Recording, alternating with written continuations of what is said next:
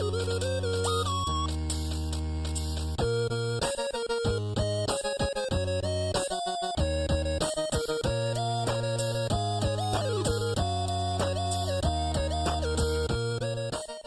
à toutes, bonjour à tous, bienvenue sur Comics Party, ravi de vous retrouver pour cette dernière émission de l'année, pour ce dernier jour de l'année 2017.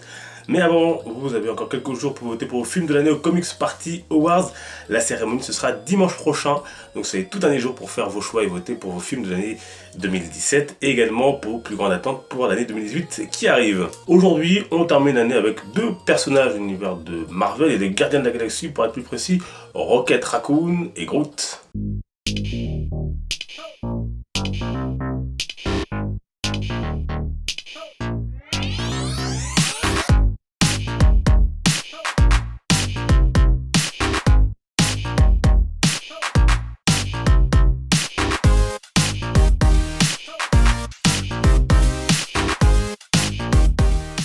Rocket et Groot ont crevé l'écran dans les deux films Gardiens de la Galaxie sortis en 2014 et 2017, mais pour ceux qui ne connaissent pas les personnages à travers les comics, leurs histoires peuvent rester floues. C'est ce que nous allons essayer d'éclaircir aujourd'hui. Commençons par Rocket Raccoon. Ce dernier, bien loin de l'univers des Gardiens, apparaît pour la première fois en 1976 dans Marvel Preview.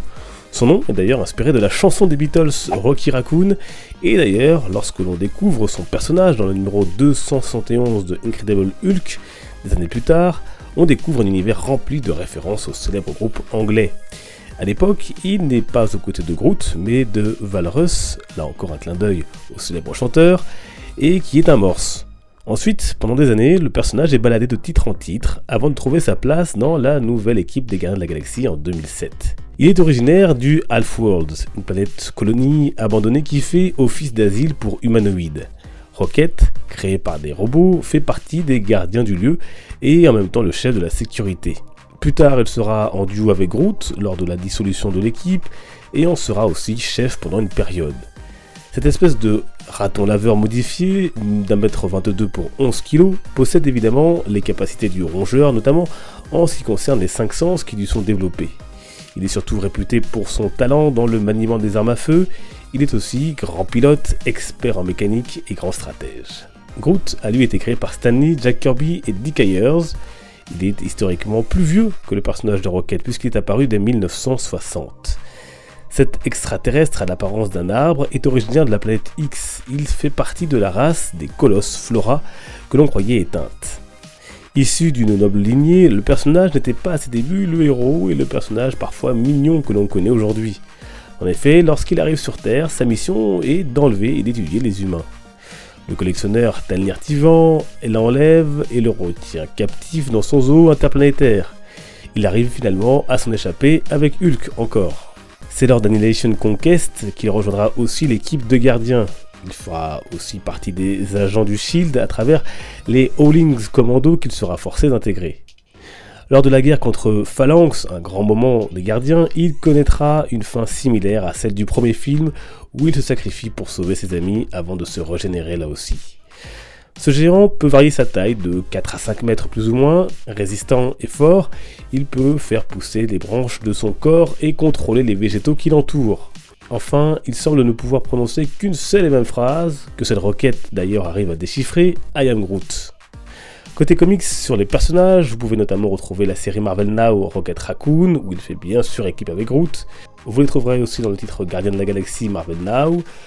Vous pouvez aussi retrouver leurs aventures dans le bimestriel Marvel Universe aux côtés de Thanos et Nova. Au cinéma, on les retrouve dans les deux premiers films sortis ces dernières années, avant de les retrouver dans Infinity War, et pour un troisième film dans les années à venir. Enfin, en 2015, Marvel a lancé une série animée Guardians of the Galaxy diffusée chez nous sur France 4. Voilà, tiens, ici vous avez un préféré entre les deux, dites-le moi, pas facile de choisir. Pour terminer, un grand merci à Nolan pour son super dessin de Flash qu'il m'a envoyé avec sa lettre. Merci beaucoup Nolan, et merci d'être fidèle à la chaîne. Et un grand merci également, un grand bravo à Nemo sur Instagram, Nemo de la mer, pour ce dessin, me représentant dans le costume de Batman. Grand talent du dessinateur, et comme je l'ai dit sur les réseaux sociaux, grand honneur pour moi d'être habillé en Batman, et des plus anciens de la chaîne auront reconnu le décor des anciennes émissions. Merci beaucoup Nemo. Quant à nous, on se retrouve pour discuter, échanger, partager sur les réseaux sociaux, Facebook, Twitter, Instagram, Snapchat, vous avez les liens en description, n'hésitez pas à me suivre. Merci à tous et à tous pour votre fidélité pour cette belle année 2017. On a atteint ensemble le palier des 10 000 abonnés. On arrive presque 1 million de vues sur la chaîne. Tout ça qui fait extrêmement plaisir. Et surtout, on continue à partager notre passion tous ensemble ici sur YouTube et sur les réseaux sociaux. N'hésitez pas à me rejoindre pour plus de conseils, pour plus d'échanges et pour discuter bien évidemment. Merci encore. On ne se quitte pas tout à fait tout de suite. Permettez-moi de vous fêter pour les quelques heures qui restent de cette année 2017 une très belle fin d'année. Profitez bien avec votre famille et vos amis. Rendez-vous donc l'année prochaine, dès dimanche prochain. D'avance, mes meilleurs vœux et surtout la santé. Lisez bien sûr plein de comics encore en 2018 et restez aussi fidèles à la chaîne, ça fait toujours super plaisir. Merci à toutes et à tous, portez-vous bien, les comics sont une fête. Ciao.